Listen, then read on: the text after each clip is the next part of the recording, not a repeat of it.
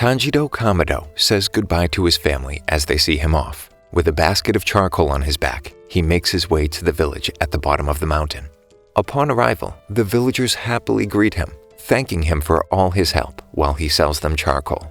With his basket empty and night approaching fast, it's time to make the trek through the snow up the mountain. At the foot, he's stopped by an elderly man who offers him lodging for the night. It's too dangerous. Doesn't he know demons hunt at night? Tanjiro is reminded of his grandmother, who spoke of demons, but assures the man his keen sense of smell will keep him safe in the snowstorm. He won't take no for an answer, however, and Tanjiro is forced to accept. He sets off up the mountain the following morning. Tanjiro notices the scent of blood as he approaches his family's home. Panicked, he rushes, only to find his worst nightmare come true. His family lay slaughtered, door ajar, blood staining the freshly fallen snow. His sister, Nezuko, is the only one that's still warm. He picks her up, intent on finding a doctor.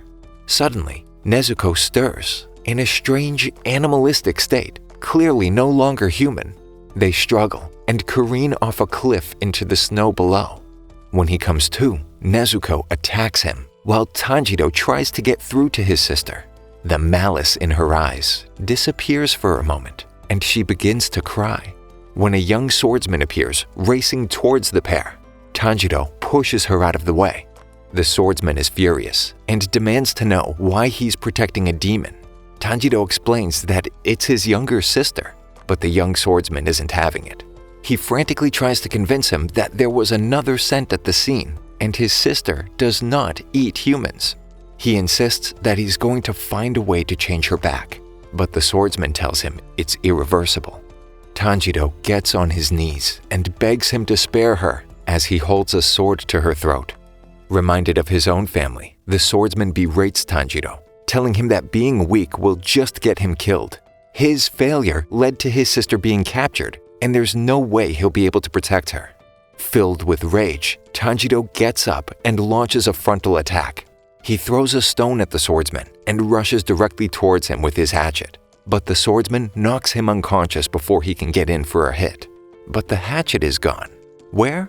Suddenly, the hatchet becomes lodged in a tree right beside the swordsman's head. Impressed that Tanjiro distracted him with the stone to get in a hit after he was unconscious, Nezuko breaks free and approaches her unconscious brother. But instead of devouring him, she turns towards the swordsman and protects him. The swordsman sheathes his sword and knocks Nezuko unconscious, deciding to spare them both. When Tanjiro wakes, he finds his sister beside him with a bamboo muzzle. The demon slayer tells him to find an old man who lives at the foot of Mount Sagiri and mention his name. He also cautions him against exposing his sister to sunlight. After the swordsman disappears, Tanjiro and his sister set off. Tanjiro procures a basket, straw, and bamboo from a farmer on the way to Mount Sagiri and fashions it into a backpack for his sister so they can travel during the day without worrying about the sun. The two stop at a temple as night approaches. As they walk up the stairs, Tanjiro catches the scent of blood and finds a demon inside, feasting on a corpse. The demon turns and attacks, defending its territory. Tanjiro barely dodges while slashing the demon's throat with his hatchet. Nezuko runs to save her brother, overcoming her desire to eat, and kicks the demon's head clean off. Believing the demon is dead, Tanjiro is surprised when its body starts healing itself, and the severed head continues talking, even growing arms. He uses his hatchet to pin the demon's head to a tree while he attacks the body and senselessly tackles it off a cliff, but his sister pulls him back before he falls. Not sure how to kill the demon, Tanjiro stands there when a masked man appears behind him and tells him he can't kill it with a knife. He waits too long, and the sun comes up, killing the demon for him. The masked man senses he might be too kind, even to kill a demon.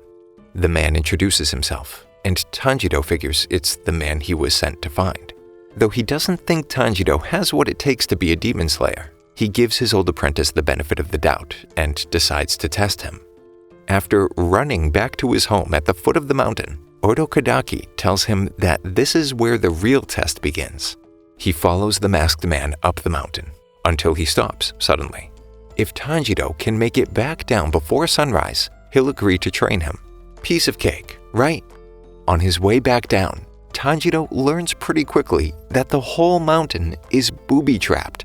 It's going to be a lot harder than he thought. After a grueling night of avoiding traps, Tanjiro barely makes it down just in time for sunrise. Remembering Giyu's letter, Urokodaki agrees to train the boy and look after his demon sister. To begin his training, he must descend the mountain. As each descent becomes easier, the traps become deadlier until he's allowed to carry a sword, which helps but also hinders. He's not used to the extra weight. The man then teaches him how to use the sword in battle. He teaches Tanjiro a special breathing technique called total concentration breathing and promises to show him how to use all 10 forms of water breathing, which is his specialty. He practices everything the man taught him for the next 6 months, but he's only able to scratch the surface. Frustrated, Tanjiro looks up to see a boy in a fox mask appear on top of a boulder, telling him to stop whining. The boy jumps off the boulder and tells him to charge at him and laughs when Tanjiro worries that the boy only has a wooden sword. Clearly, it's more than enough. He berates Tanjiro for not learning anything. Simply repeating from memory doesn't make one a master. He needs to pound the lessons into his body so he never forgets, until they become second nature. After he knocks Tanjiro unconscious, he says he's leaving the rest to a small girl who appears. When Tanjiro wakes up, the girl introduces herself as Makomo and the boy as Sabito. She stresses the importance of total concentration breathing, telling him that the only way to truly master it is to practice it until it kills him. For the next 6 months, that's exactly what he does. Well, he stops before it kills him, but he comes close.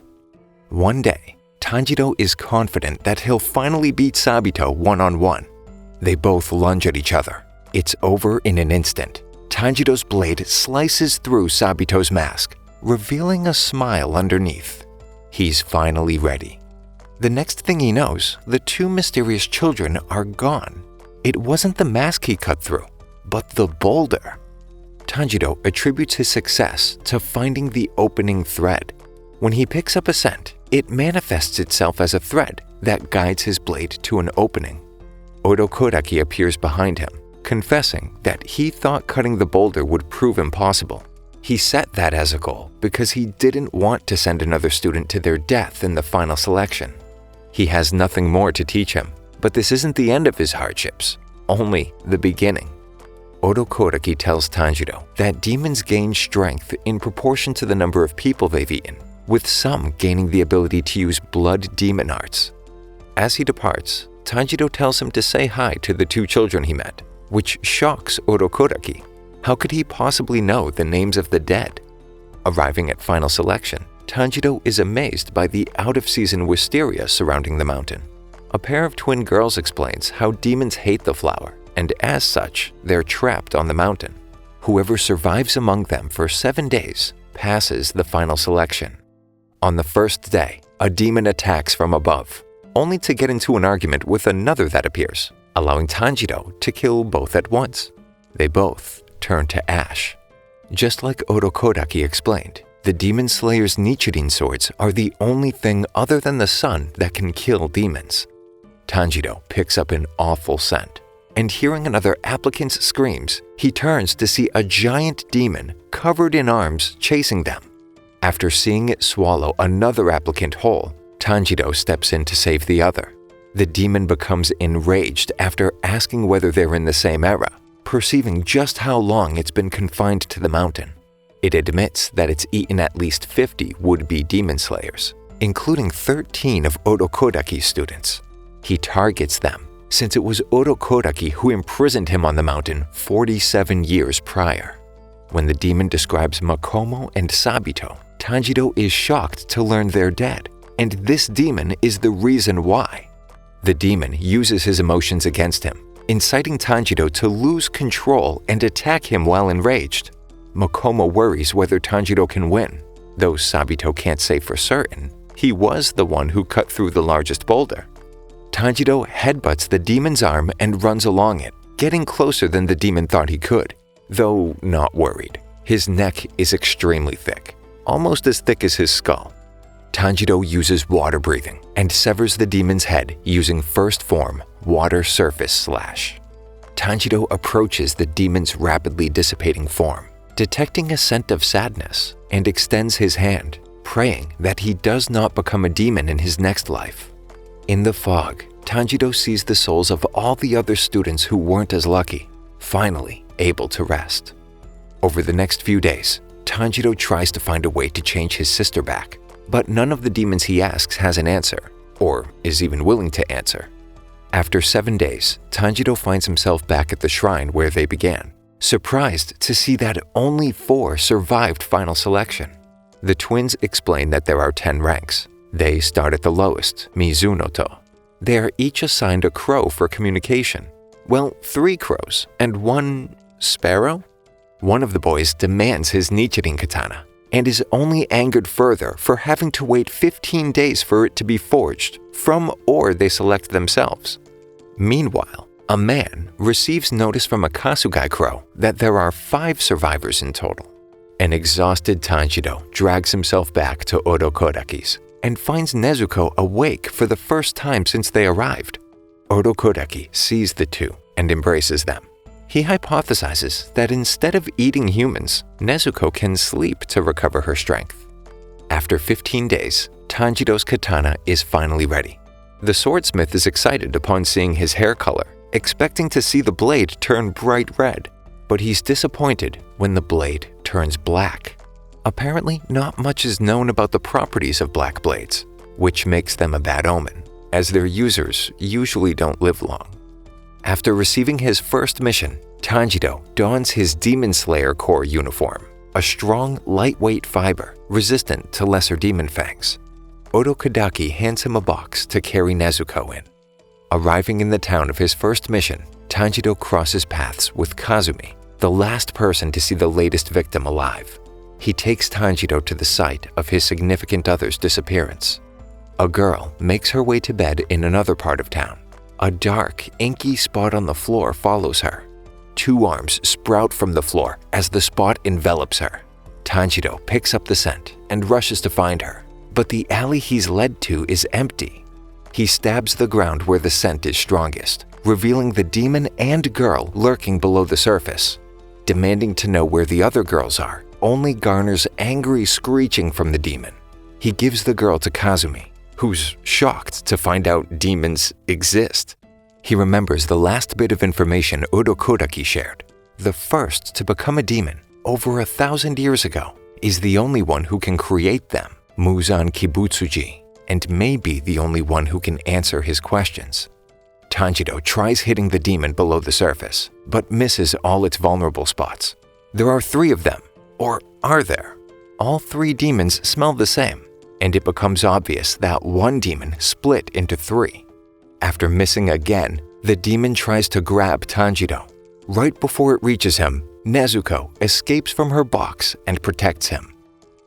Thank you for sticking until the end. Subscribe for more videos like this.